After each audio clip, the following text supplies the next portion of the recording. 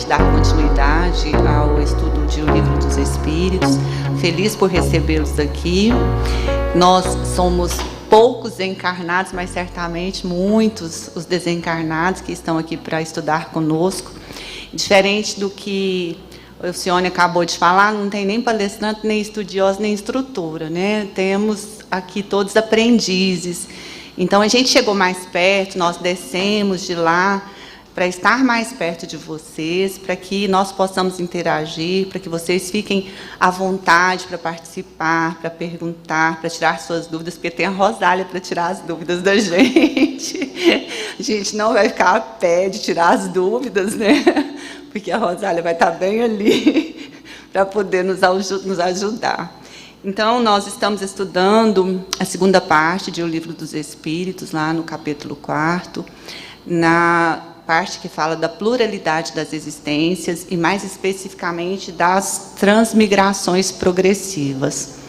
Como a Luana disse na quinta-feira passada, essas transmigrações progressivas são as nossas muitas reencarnações, as nossas muitas mudanças de corpo material e de mundos, né?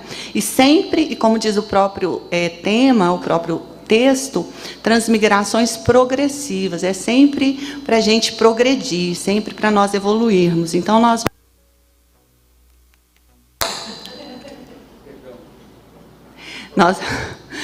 vamos, assim, mudando esse nosso invólucro carnal, mudando de planos, de orbes, né? De planos astrais, para nós atingirmos essa evolução espiritual, para nós atingirmos a sublimação do espírito, para alcançarmos aquela condição de espíritos puros a qual estamos todos destinados.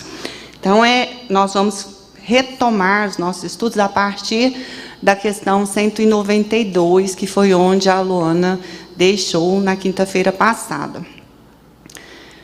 Na questão 192, Kardec questiona os espíritos no seguinte sentido: pode alguém, por um proceder impecável na vida atual, transpor todos os graus da escala do aperfeiçoamento e tornar-se espírito puro, sem passar por outros graus intermédios ou intermediários? Numas questões anteriores, a gente já estudou que nós temos uma evolução longa, e os espíritos, inclusive, fizeram uma comparação dessa nossa evolução com o nosso crescimento carnal, né? Com a nossa evolução enquanto seres encarnados. Que nós temos uma infância, nós temos uma vida, passamos pela juventude, passamos pela vida adulta e chegamos ao final, né? Então, os espíritos fazem essa comparação para dizer de como nós saímos lá da nossa condição de espíritos puros, simples, ignorantes, na verdade, para espíritos puros, dizendo que nós temos que galgar todos estes degraus.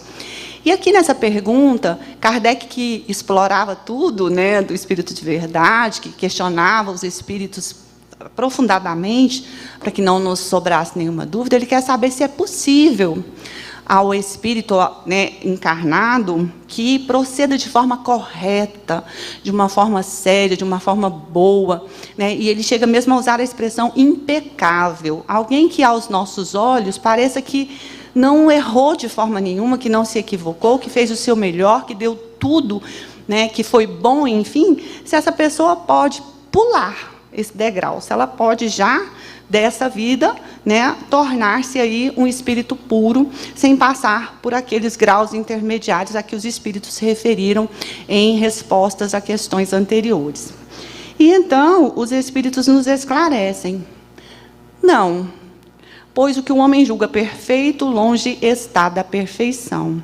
Dizendo que a gente não pode, aqui eles são categóricos, dizendo que não dá para a gente pular etapas, que não dá para a gente sair de um estágio, né, aqui para a condição de espíritos puros, porque aos nossos olhos, aqui, a todos nós que enxergamos, pode nos parecer que essa pessoa já atingiu um grau de perfectibilidade. Mas o que nós entendemos, às vezes, como sendo de perfeição, está longe daquilo que efetivamente em que efetivamente consiste essa perfeição. E nós precisamos também nos lembrar que essa evolução que se espera dos espíritos, né, da nossa evolução, ela requer evolução intelectual e evolução moral, conhecimentos intelectuais e morais. Não adianta, talvez, que a pessoa tenha uma conduta moral que aos nossos olhos pareça impecável, se ainda também lhe faltam conhecimentos intelectuais. Sim, Sirlene.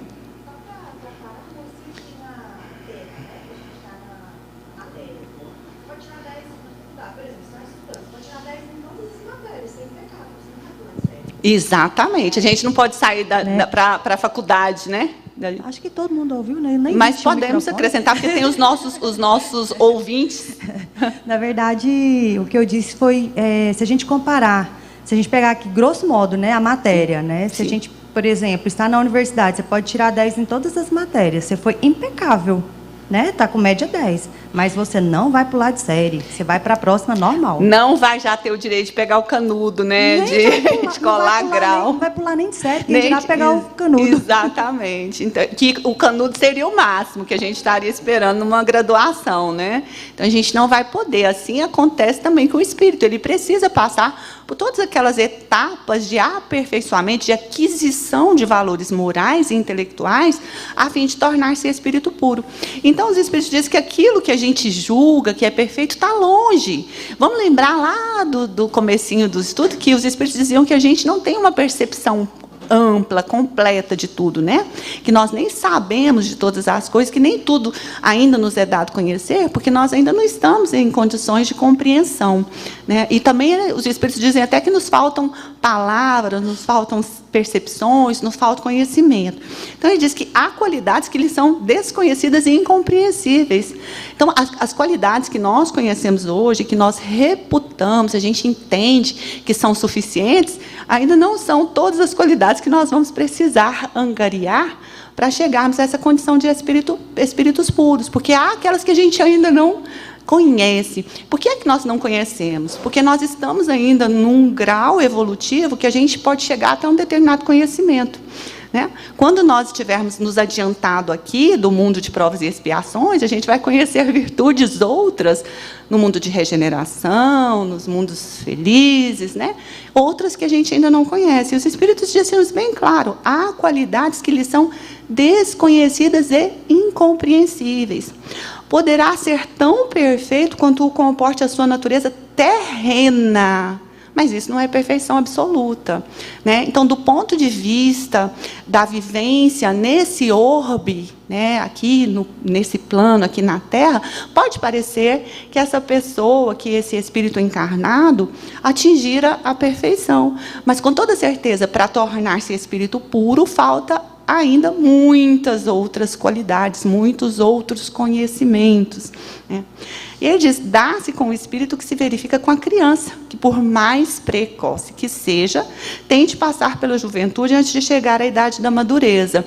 Então, já viram, a gente tem visto cada vez mais crianças assim que nos apresentam um conhecimento que parece muito além da idade que elas apresentam, né? Você vê uma criança de 6 anos que, às vezes, demonstra conhecimento para aquelas que seriam já de 14, de 15, de 16, mas ainda assim ela vai passar pela juventude. Ainda assim ela vai passar por aquele período da adolescência, da juventude, né, para chegar na idade madura. Então, os espíritos voltam a fazer essa comparação aqui da nossa encarnação. Não dá para pular, você sair de, mas eu já tenho tantas virtudes, tenho tanto conhecimento intelectual, agora não quero ser criança mais não, eu quero ser adulto.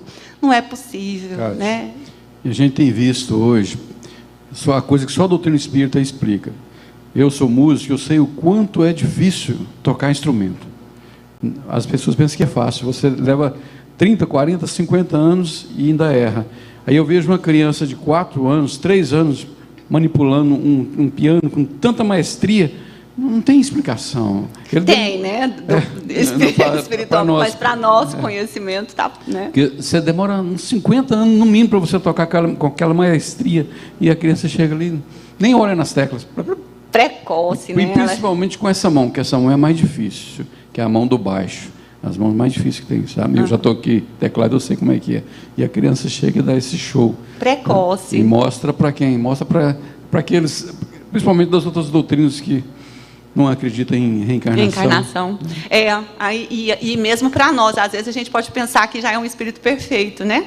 Equivocadamente, como dizem aqui os espíritos. Porque daí você vê uma criança, às vezes, com tanta bagagem, né? Um jovem com tanta bagagem, você pensar, pronto, né? Tá perfeito, mas ainda com toda certeza, segundo os espíritos, falta-lhe muito daquilo que a gente ainda não tem conhecimento.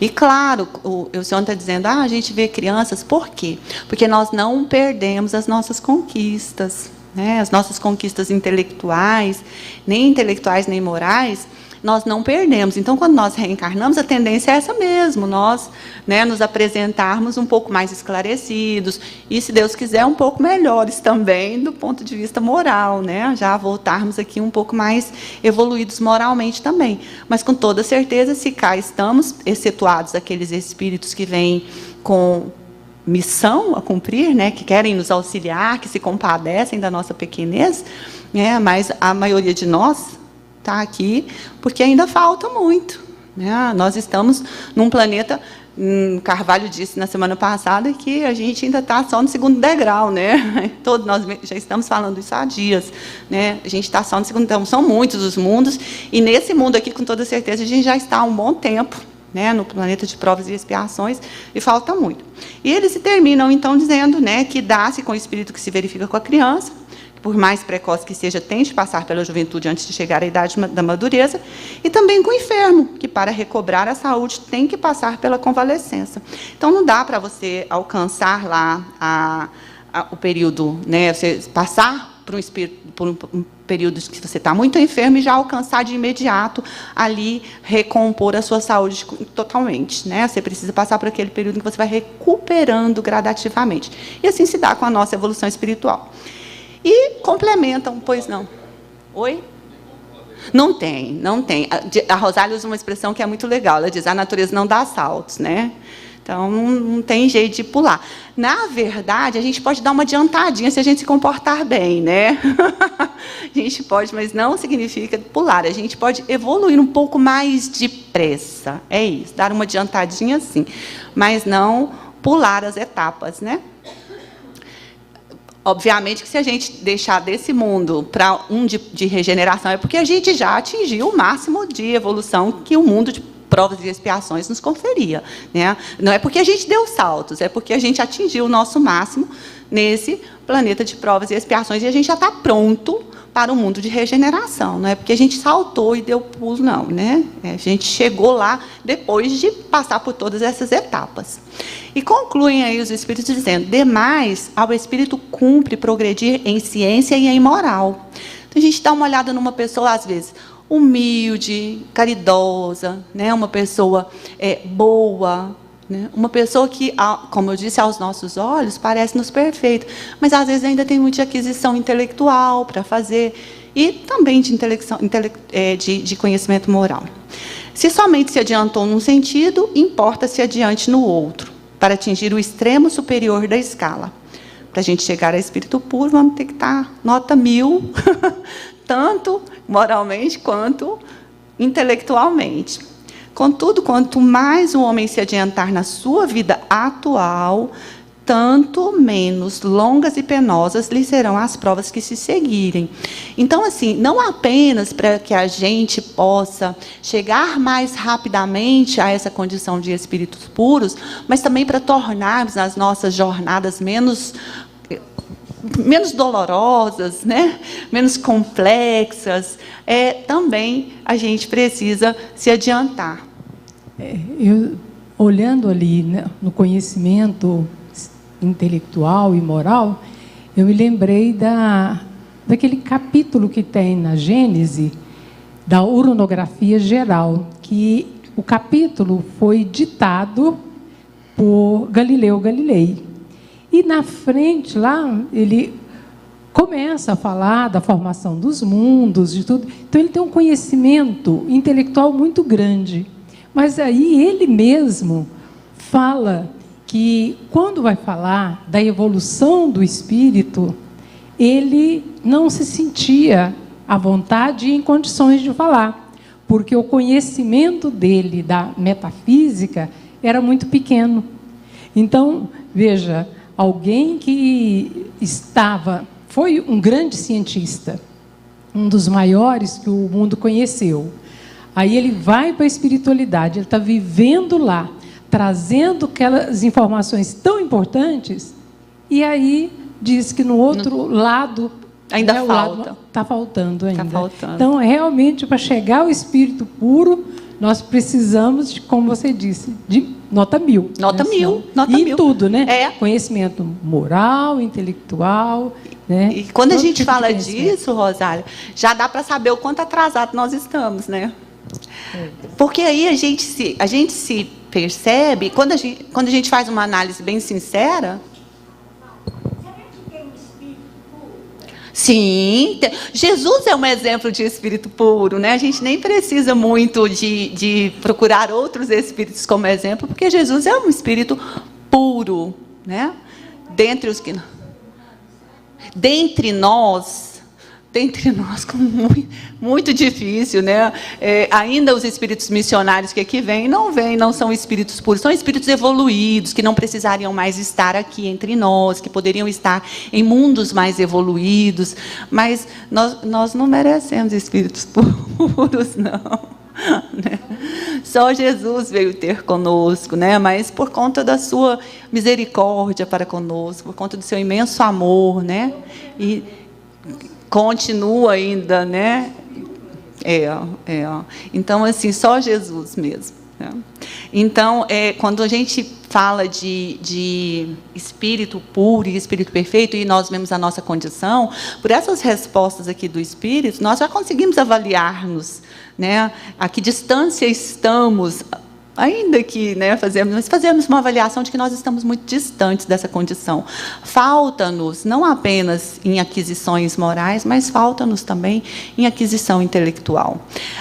A gente sempre fala, e agora acabei de falar, que o espírito não retrograda, que todas as nossas conquistas permanecem conosco, mas o fato de a gente, às vezes, agora, nessa vida, nessa existência, nós não apresentarmos qualificações intelectuais, todos, né, não significa, naturalmente, que nós não a tenhamos, porque de intelectualidade nós podemos ser privados, sim, numa nova existência, nós podemos nos ver privados, às vezes, por conta da nossa condição de corpo, por conta da nossa condição, a condição que nós escolhemos viver, nós não termos acessibilidade a alguns dos nossos conhecimentos intelectuais. Pode acontecer.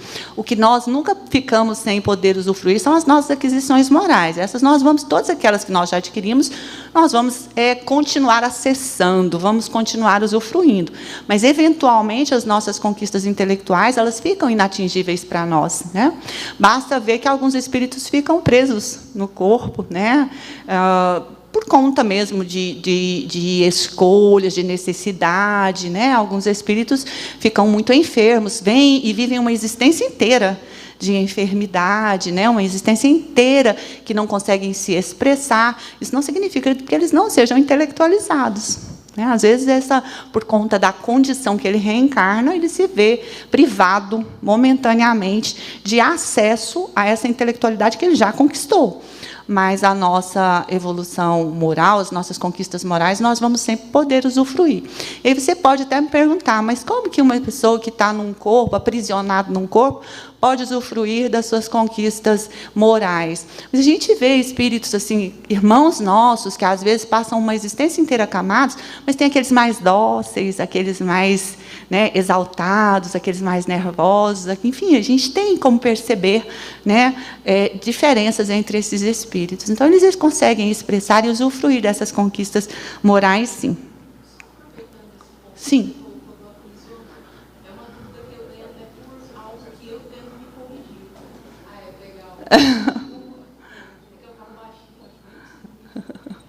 Eu estar aprisionado e estar enfermo em relação à posse, a coisa da matéria. É uma dúvida que eu sempre tive. Por exemplo, eu vi o caso do meu avô, que desencarnou há um ano, e eu vi assim, um sofrimento dele aclamado pela questão de ser meu dinheiro, minha casa, meus filhos. O apego. Então, assim, e é uma coisa que eu venho me policiando, porque eu sempre sou assim, é meu. E eu tenho medo de um sofrimento por algo que não é meu. Então, esse aprisionamento a gente pode correlacionar com essa questão. De apego material também, né, Rosália? A gente pode. E, na verdade, a gente tem dito sobre isso aqui muitas vezes, que a gente precisa também cuidar disso, porque, na verdade, tudo que nós temos é um empréstimo de Deus, né? Que nos é conferido para que a gente possa experienciar aqui, para a gente possa viver essas experiências e tal. Então, e a gente deve mesmo cuidar, policiar-se, para não estar assim apegado. Sim, a gente acaba se prendendo às coisas, né? E quando a gente faz isso, a gente negligencia o lado espiritual, né? Quando a gente tem muito...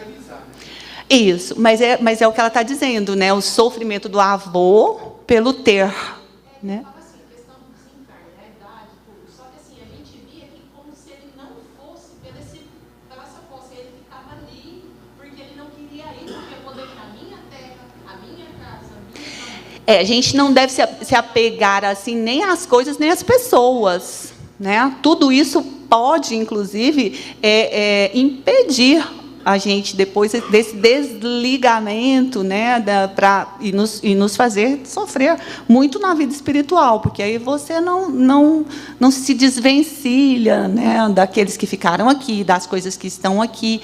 Então a gente precisa mesmo cuidar disso. De certa forma é uma prisão, é uma escravidão mesmo. Eu acho assim, a gente sempre estuda e lê, na verdade, o ter, a gente pode ter. Sim. A gente tem que ter e precisa. aprender. A gente tem que aprender, porque nós vamos, na nossa escala evolutiva, nós temos que viver, né, momentos de pobreza, né, da Vou posse, falar sobre isso. né, da posse, da beleza, da fealdade, do poder. Né? Quase sempre o que acontece é que esses poderes nos escravizam. Talvez a encarnação mais perigosa, mais difícil que tem, é essa posse que a gente tem do poder, da beleza, do dinheiro, da fama. Né? Eu não tive como fama, mas eu tive momentos bons na vida como músico, quando eu estava na noite, quando eu viajei muito. Vou falar uma coisa, é muito ilusório. A gente demora a cair a ficha. É muito ilusório, é muito sofredor. A gente pensa que, na verdade, a cobrança é muito alta, a conta é alta. A conta. Eu acho importante quando...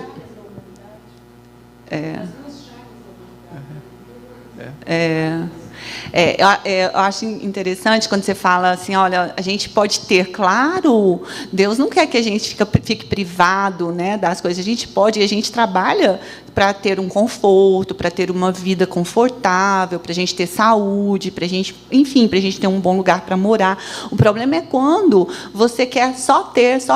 A felicidade é algo que o Espiritismo nunca condenou, pelo contrário, né? Sempre nos impulsionou para a busca da felicidade. Só que não é a felicidade do ter, é a felicidade do ser, né? E aí, já perceberam como a questão do ter descontrolado é tão ruim? Porque, assim, quando você se aprisiona nesse ter, o que ocorre? Você consegue comprar o carro do último tipo. Amanhã você quer o outro carro, né? O maior que aquele, o mais caro que aquele.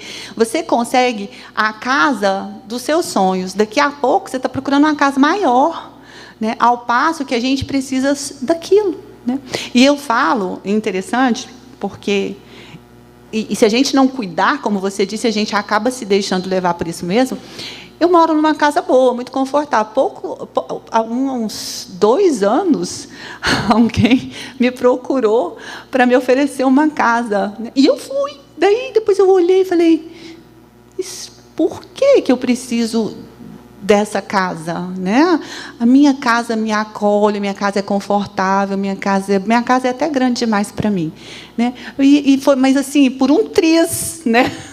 Por um triz. E aí você, mas para quê? Por quê? Então, se você não se policiar, você fica só nas coisas materiais mesmo. né? Você deixa de cuidar. E aí, gente, a gente fala que as transmigrações são progressivas, mas, às vezes, por inércia nossa, preguiça nossa, a gente permanece estacionário. A gente não retrograda, mas evoluir depende do nosso trabalho árduo. Né? Lembram lá do Evangelho, reconhece-se o bom espírita pelo esforço que ele faz, né, no seu melhoramento espiritual.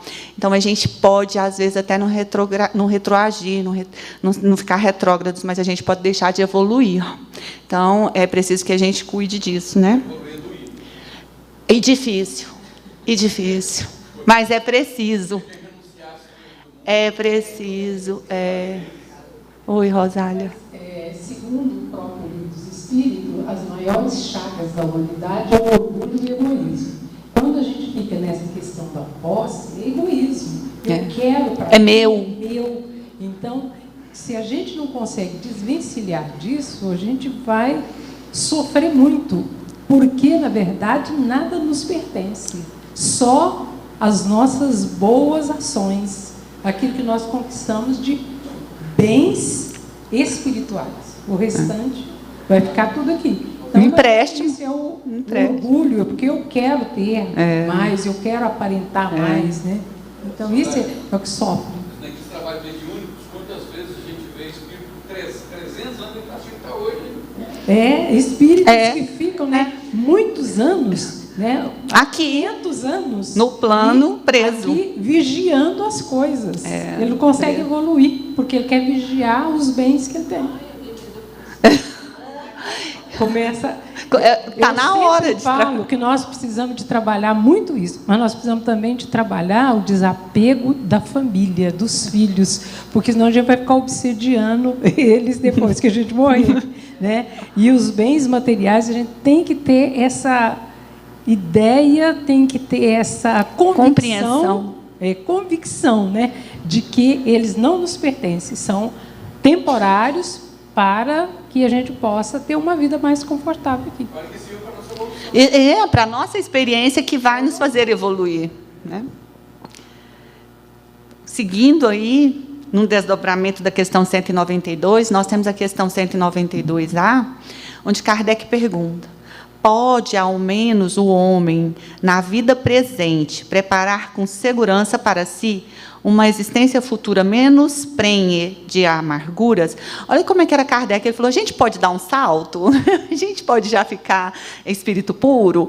Aí os espíritos disseram: não. Ele falou: mas pelo menos a gente pode dar uma melhorada, né? A gente pode diminuir os sofrimentos para a próxima vida, né? A gente pode fazer com que preparar tudo para que na futura existência a gente tenha uma existência menos difícil, menos dolorosa.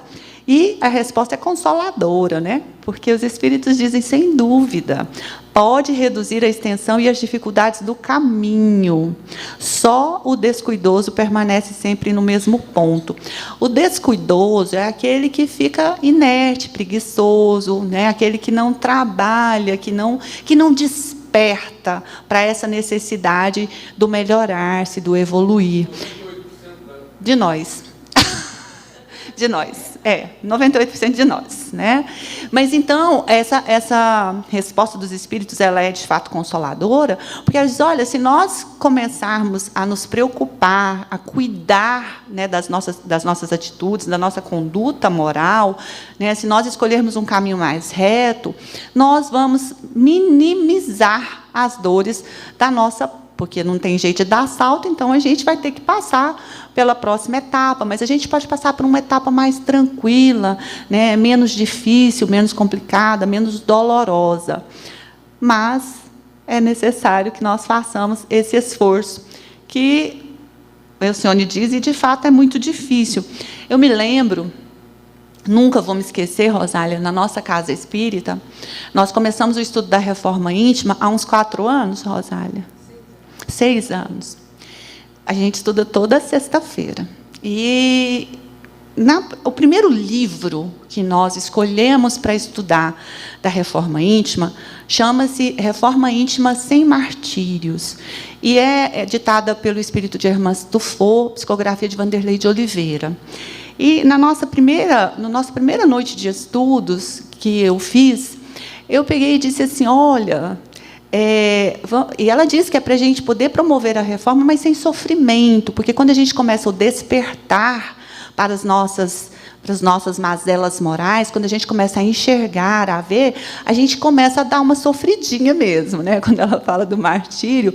E eu disse assim naquele dia, depois da lição da noite, eu disse, olha, vamos aproveitar, nós estávamos numa época de campanha política.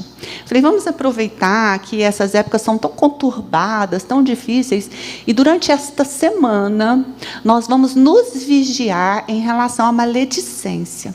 A gente vai escolher esse tema para a gente vigiar essa semana inteira. Na sexta-feira que vem, a gente vai conversar sobre isso.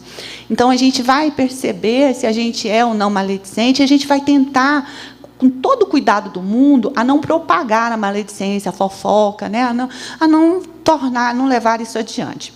Na semana seguinte, eu falei, então, como foi a experiência de, durante essa semana, ficar atento a si mesmo com relação à maledicência? Gente, era um sofrimento intenso. Todo mundo descobriu que era fofoqueiro.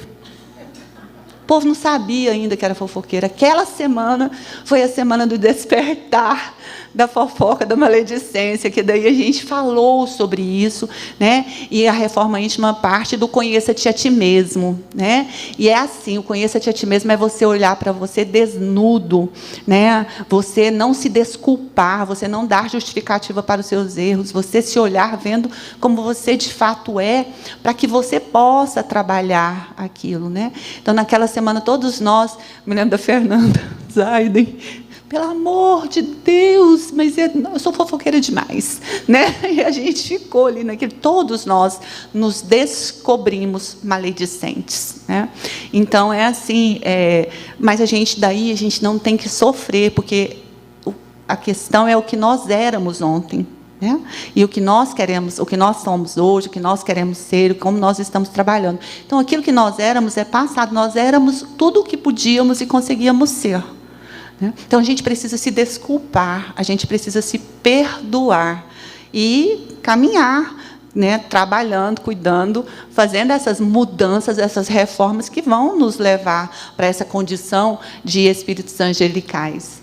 O Sam esteve aqui domingo passado fazendo a palestra, e ele falando que ele, mas o Elmo está fazendo um estudo de um livro, né, e aquela Anete Guimarães, que é uma grande palestrante, uma mulher, diz que ela foi fazer esse estudo também, e lá convoca para a gente ficar 21 dias sem reclamar e sem falar nada da vida de ninguém. Ela disse que ela demorou 8 meses para conseguir, porque quando você estava no 20º dia, aí você teve uma recaída. Volta no início, claro. Lá, primeiro de novo. Então, ela ficou 8 meses para conseguir fazer. Eu acho que eu conseguiria ficar uns 8 anos. Eu ia falar, ela foi rápida demais. Ela foi muito rápida. Nós fazemos toda semana, né, Rosália? A gente faz são 21 exercícios da irmã Sheila, e a gente fala lá na Casa Espírita que é assim: quando nós conseguirmos ser daquela forma, nós já teremos avançado muito. Mas toda semana, então, a gente faz um por semana, mas a gente fala, olha, cumulativo, são 21 mesmo, né, Rosália? Mas é cumulativo, viu? Gente, a gente termina o 21, a gente volta no primeiro, a gente termina o 21, volta no primeiro, a gente termina o 21, e assim vai sucessivamente. Se você, com toda certeza, perguntar para todos os que vão lá com frequência, nenhum deles atingiu ainda a condição dos 21. E olha lá, se tiver conseguido um, né? Se tiver conseguido um, já está. Porque Chico falava, a gente pode ir, nem que seja como lesma, né? Mas não pode ficar estacionário. Então, lá na questão agora 193, Kardec pergunta: pode um homem, nas suas novas existências, descer mais baixo do que esteja na atual? Ou seja, numa existência futura, na próxima, a gente está inferior àquela, né, condição que nós temos agora. É isso que Kardec quer saber. Pode, na nova existência, descer mais baixo? E aqui os espíritos dizem, com relação à posição social, sim. Como espírito, não. Vamos lembrar, o espírito não retrograda. Mas, como bem lembrou agora há pouco, né, o Elcione, nós estagiamos nessas nossas existências nas mais diversas classes sociais, porque isso se faz necessário, porque em cada uma dessas classes sociais nós aprendemos alguma coisa, cada uma delas tem algo para nos ensinar. Então, nós agora, né, podemos estar ocupando uma classe social mais baixa ou mais alta, ou se nós estivermos numa condição melhor, na próxima a gente pode vir numa condição inferior. Nós sabemos que no mundo em que nós vivemos, e ainda tão materialista, né, existem aí, há uma classificação, né, de acordo com a condição financeira das pessoas. E nós temos aí uma espécie de pirâmide, né? Aqui embaixo estão aquelas pessoas menos abastadas, operários, né? E no topo dessa pirâmide, aqueles que são muito aquinhoados, ou aqueles que têm poder ou fama, né? Porque também é uma forma de você estar numa condição social mais elevada, o poder e a fama. Então, os espíritos deixam muito claro que a gente, sim, na próxima existência, a gente pode descer de condição social, né? Mas um espírito avançado ocupando aí uma matéria numa classe social menos abastada, né? E isso é perfeitamente possível. E aí, Rosália, a gente pode lembrar lá no Céu e Inferno do Max, da história do Max, né? Max também, Chico, mas lá no Céu e Inferno, esse espírito que é evocado e que comparece, ele diz que ele viveu na região da Baviera, numa condição de mendicância, né? Que ele ficou muito enfermo, esteve muito enfermo, não conseguiu trabalhar, viveu muito, mas não conseguia trabalhar mais, e aí ele se viu numa situação de ter que mendigar. E ele era conhecido como Pai Max, e colocaram nele o apelido de Conde Max. E as crianças o chamavam de Conde. Ele não se incomodava com o apelido que deram, mas ele viveu nessa situação de mendicância durante muito tempo. Então, nessa comunicação que ele deu, ele conta que, em um século e meio antes, ele vivera naquela mesma região da Baviera como conde, né? Só que ele era muito egoísta, e ele fez muitas pessoas sofrerem. Então, ele veio numa condição de mendigo, naqueles mesmos castelos que ele frequentava, outrora, numa condição social muito elevada. Então, aí está, né, através de uma comunicação de um espírito, a prova de que nós podemos, numa nova existência, descer de condição social, como os espíritos aqui nos esclarecem no livro dos Espíritos. Tem um exemplo também que Divaldo conta, que ele estava caminhando com Chico Xavier em Nova York, de repente Chico ficou para trás. E aí ele olhou, Chico estava conversando com a senhora lá, uma mendiga, com mais 3 pessoas lá deficientes. Voltou e falou: o que você está conversando com essa mulher? Não, estou conversando com a rainha da Inglaterra. Então essa é a situação. E porque também é necessário, né? Então, nós que às vezes estamos assim, numa situação mais satisfatória, vamos nos lembrar de não ter esse orgulho, essa vaidade, né? Porque nas nossas próximas existências poderemos experimentar uma situação de menos favorecimento material, né? Porque é necessário, de fato. Gente, as pessoas em cada uma dessas classes sociais aprendem muito. Você estava falando da situação do poder, da riqueza, da beleza.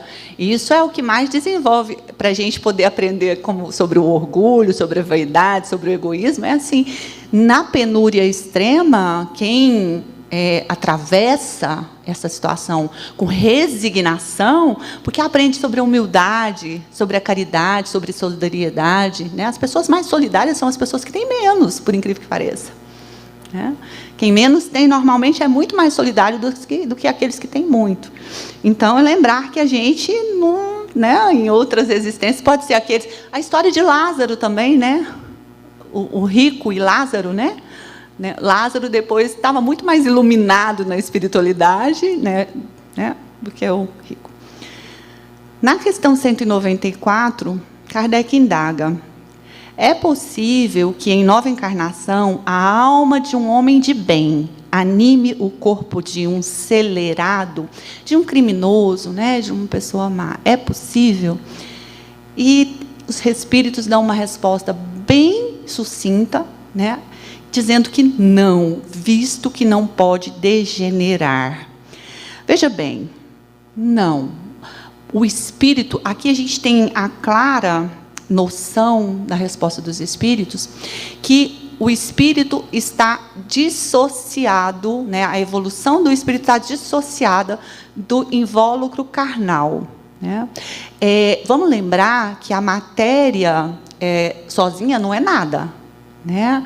É o espírito que anima o corpo, é o espírito que vem habitar esse corpo. Então não existe um corpo de criminoso, existe um espírito de criminoso.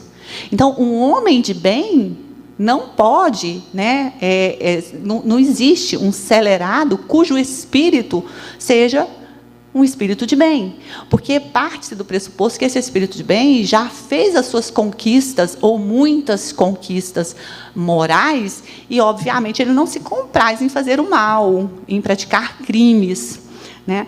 Então, não, um espírito que já tenha feito essas conquistas morais não vai reencarnar, né, no corpo acelerado, porque não existe o corpo acelerado, existe o espírito que habita o corpo, né?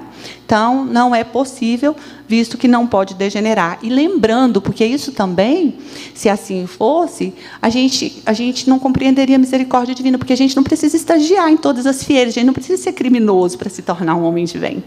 A gente não precisa fazer esses estágios em todas as situações possíveis e imagináveis para nós nos tornarmos homens de bem. Então, você vai dizer, olha, você se tornou um homem de bem, mas você não foi ainda criminoso, agora volta lá para você ser criminoso. Não, né? Nós não precisamos de estagiar em todas as fieiras para atingirmos a condição de espíritos evoluídos. É interessante a gente lembrar que ninguém vem aqui para o planeta para praticar crimes, para fazer o mal. Todos nós viemos para evoluir, para conquistar valores que a gente ainda não conquistou. Mas não estamos compromissados com o mal, com o crime, com a degradação, com nada que é ruim. São as nossas escolhas, são, né? As nossas escolhas, são os nossos deslizes aqui que nos levam a isso. Mas lá na nossa programação espiritual é só para o bem, para a evolução. Né? Quando a gente faz aquele projetinho reencarnatório, a gente quer fazer o nosso melhor, né? A gente quer dar o nosso melhor, a gente quer acertar. A gente quer fazer aquilo que vai permitir a nossa evolução. E aí, chegando aqui, fazendo uso do livre-arbítrio que nós temos, na hora de escolher, a gente escolhe fazer o mal, a gente escolhe praticar os crimes. E aí a gente precisa, nessa resposta, a gente pensa, então, o espírito de bem ele já não vai mais fazer essas escolhas. Né? Ele já não vai mais escolher fazer o mal, praticar o crime. Né? Porque ele já tem essas conquistas morais. Então, e não há retrogressão. Né? Não vai voltar. Oi.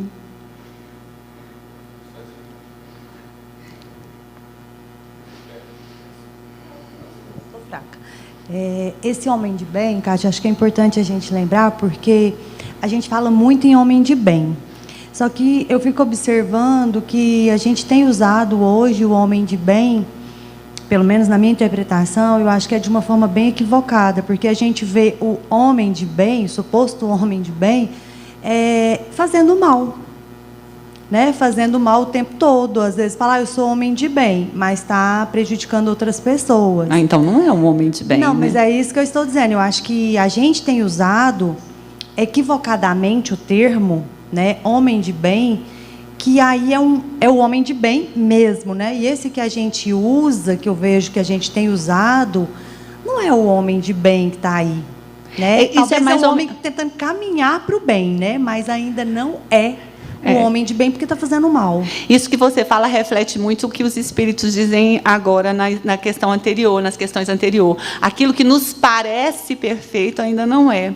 Né? Então, a verdade é que não basta aparentar, é preciso ser. Né? Então, quando Kardec pergunta do homem de bem, ele está falando daquele homem que já fez as suas conquistas morais. Vamos lembrar, gente, que muito mais do que sermos homens de bem, nós fomos criados para sermos espíritos puros, que é muito mais do que ser homem de bem. Quando Kardec está aqui falando do homem de bem, ele não está falando do espírito puro, né? Porque o espírito puro não vai reencarnar mais. Né? O espírito puro não vai mais reencarnar entre nós. O homem de bem aqui é aquele espírito que já tem algumas conquistas morais, que já é melhor que pior, digamos assim, que já não se compraz no mal, que busca fazer o bem, né? É que nós equivocamos, nós falamos, em vez de homem de bem, nós falamos homens de bens. É fato.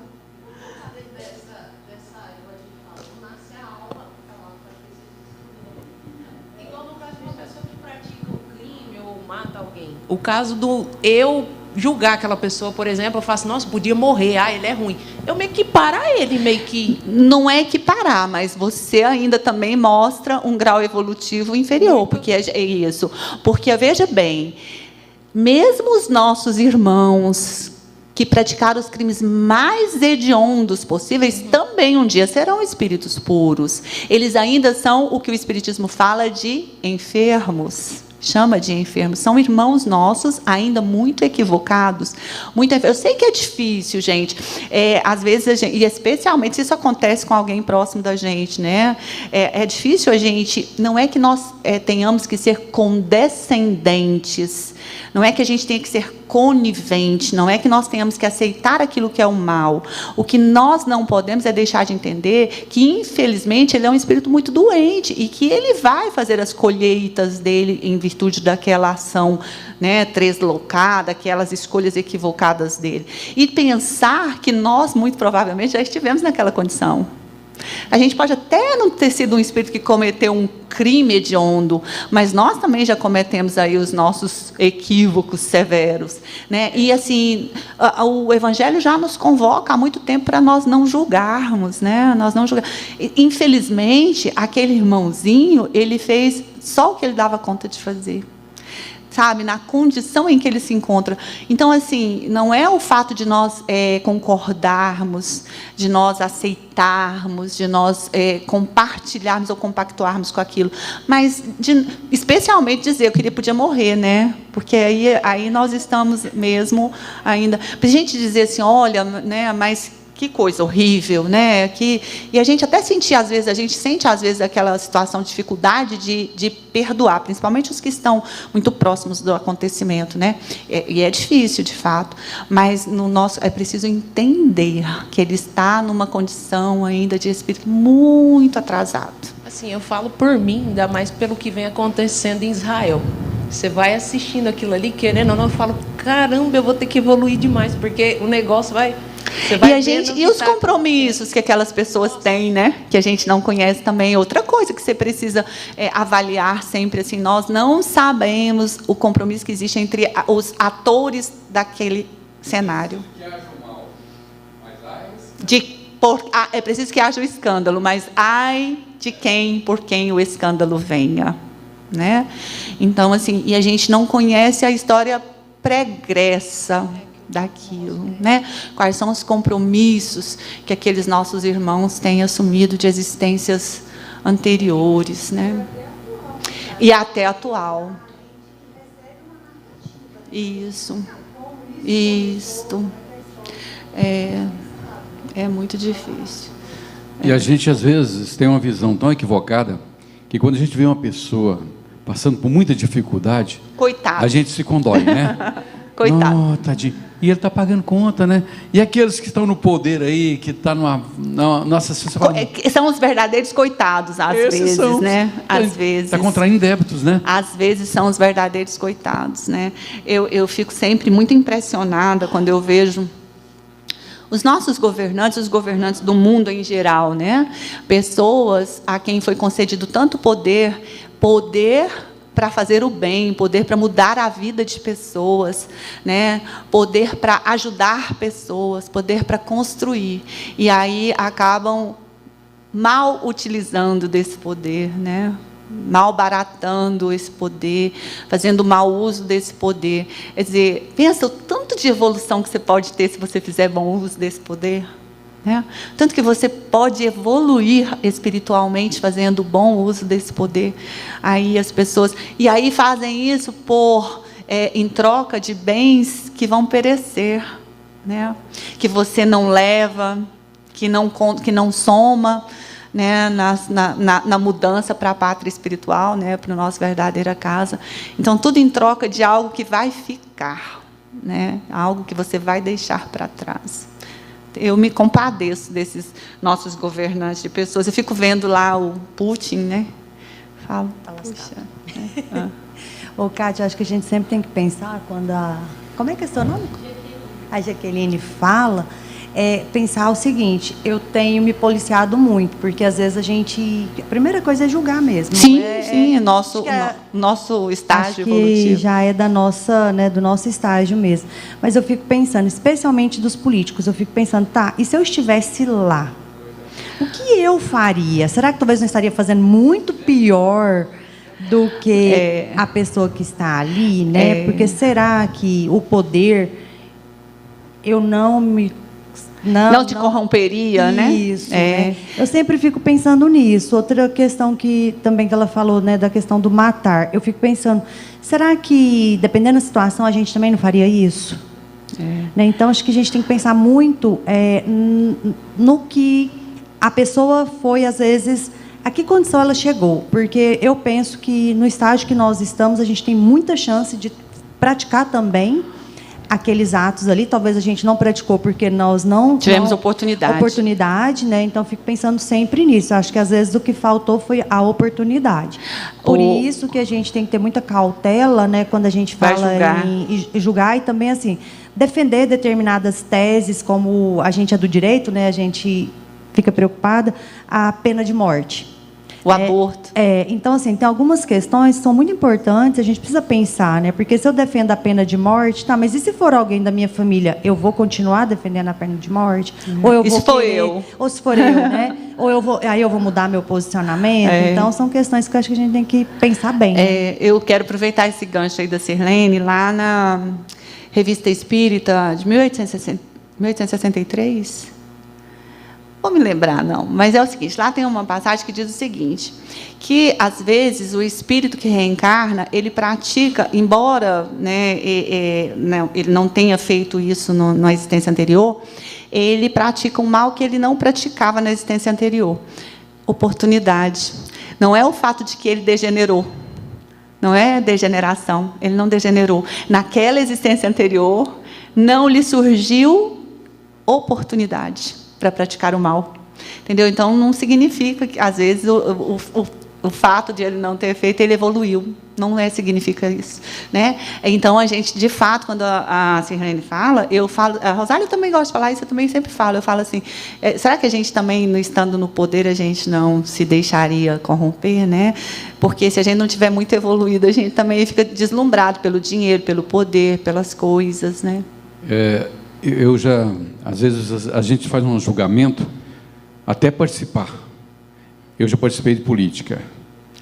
É um perigo, sabe? Porque as ofertas são muito grandes. Muito. Sabe? Então, é muito ilusória. Você fala, nossa... Então, não julga antes de estar lá dentro. Eu sempre falo, gente, entra na política. Ali, a maior virtude do político é a falsidade.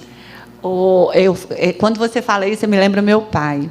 Meu pai, inclusive, quando ele morreu, ele estava vereador, né? E ele toda a vida resistiu muito a ocupar um cargo político. Meu pai era um homem muito simples, mas era um homem muito querido na cidade onde ele morava, uma cidade pequena, e ele gozava do respeito de todo mundo, da amizade de todo mundo. Ele era muito querido e eles insistiam muito com ele. E naquele pleito ele aceitou, mas ele era uma pessoa tão simples que meu pai não fez nenhum discurso no palanque, ele não sabia muito nem falar, sabe? Ele ia lá no palanque e fazia uma figuração, né? Mas ele era muito querido, então ele foi eleito. E um dia nós tivemos a oportunidade de ficar em Goiânia, eu fiquei com ele no hospital, e ele falou assim, minha filha, essa é a primeira e a última vez que eu vou mexer com esse negócio de política, porque eu recebo até ameaça de morte. Porque como eu não aceito entrar no esquema, então eu recebo até ameaça de morte. Não quero mais participar disso. Né? Então, a pessoa que não se enquadra não consegue ficar. Né? Não fica. Tá? Não é. Né? Então, ele falou assim... E aí, ele faleceu antes que terminasse o mandato. Né? Pois é. Então, assim, ele falou, não quero, não vou continuar. Ele falou que nas pequenas coisas, nas requisições de combustível, tinha desvio, né? Falou, e como eu me recuso a participar, então, Rosália, terminamos aqui? Ou ainda é possível? Deixa eu ver qual que é a questão. Vou terminar 194A, porque a resposta é bem curta também. E Kardec pergunta, num desdobramento também da questão 194, perguntando, a alma de um homem perverso pode tornar-se a de um homem de bem? A gente nem precisava da resposta dos espíritos, porque todos nós vamos um dia nos tornar espíritos puros, né? E ele diz, sim, se arrependeu. Isso constitui, então, uma recompensa. Mas, na verdade, nós temos todos a mesma origem e temos todos a mesma destinação, né? Que é nos tornarmos espíritos puros, mais do que homens de bem, nos tornarmos espíritos puros. E, obviamente, quando ele fala assim, se arrependeu, é porque são aqueles que vão se dando conta da necessidade, da importância de promover a mudança, né? A mudança íntima, a mudança do agir, a mudança do pensar, a mudança do falar. A gente precisa lembrar que quando a gente fala de reforma, de mudança, de transformação, a transformação começa aqui. Porque, às vezes, a gente está falando, mas o que nós estamos pensando é outra coisa. Então, a gente precisa transformar-se no pensar, no falar, no agir, né? Se a gente, às vezes, tem uma conduta que não é coerente com o que nós pensamos, a gente não está, né, evoluído, né? Então, arrepender significa, na verdade, que a gente vai mudar, vamos ver essa transformação, e na medida em que nós formos aí nos modificando as nossas atitudes, nós vamos alcançar, né, aí a situação de espíritos puros. Então, a alma de um homem perverso, sim, né, vai tornar-se a de um espírito puro. Porque muitas das vezes o entendimento daquele que ele era um perverso, até ele despertar, no caso de Paulo. Sim, que perseguia, né, os cristãos, né? Rosália, na semana que vem você vai precisar repetir, porque tem a anotação de Kardec nessa pergunta na 194A. Tá? Tem uma anotação dela, e é uma anotação maiorzinha, tá vendo? Não, você quer que eu termine? Posso terminar? Vou só terminar a anotação de Kardec. Ele diz, a marcha dos espíritos é progressiva, jamais retrógrada. Quer dizer, nós sempre vamos adiante. E a gente fica, né, a gente pode progredir, pode ficar estacionário, mas, não, né, mas nós nunca damos uma ré. Eles se elevam gradualmente na hierarquia e não descem da categoria a que ascenderam. Então, a gente vai só se elevando. Em suas diferentes existências corporais, podem descer como homens, não como espíritos. Como nós falamos há pouco, na condição social, ele pode descer, pode vir numa condição inferior. Assim, a alma de um potentado da terra, quer dizer, daquele que tem poder, né, pode mais tarde animar o mais humilde obreiro e vice-versa. Por isso que entre os homens as categorias estão frequentemente na razão inversa da elevação das qualidades morais, significando que aqueles que estão mais no alto da escala social normalmente são menos evoluídos, né? Herodes era rei e Jesus carpinteiro. Então, um exemplo muito claro de que, às vezes, aqueles que estão lá hierarquicamente, né, aqui na nossa sociedade, né, numa condição melhor, não são os mais evoluídos espiritualmente. Então, assim a gente termina o estudo da noite de hoje. Está vendo como tem sido proveitoso a gente descer? O pessoal participa mais, questiona mais. É muito bom ter vocês e é muito bom também que vocês tenham essa interação. Todo mundo vai aprendendo junto, né? Como diz a Rosália, aqui nós só temos aprendizes, não temos mestres. Esperamos contar com vocês novamente na próxima quinta-feira. Vem terminar para nós, Elcione? Vamos elevar os nossos pensamentos a Jesus, conectarmos-nos com essa espiritualidade benfazeja que nos assiste nesse instante, dando-lhe graças por tanto aprendizado.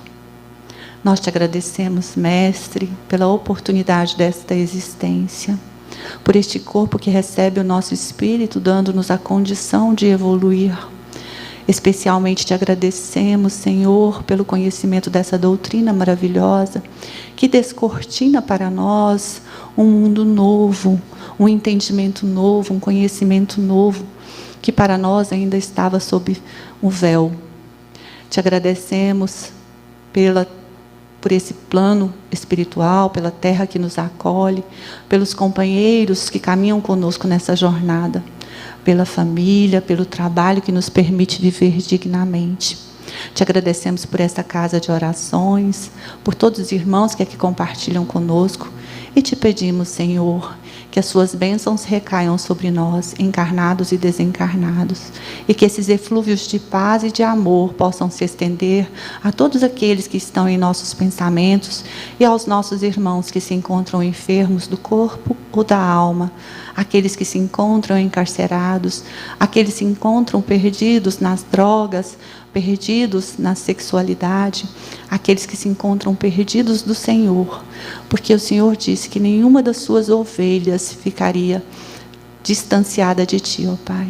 Que cada um possa receber essa paz, receber o Seu abraço fraternal, Senhor. Acompanha-nos hoje e sempre, e que assim seja.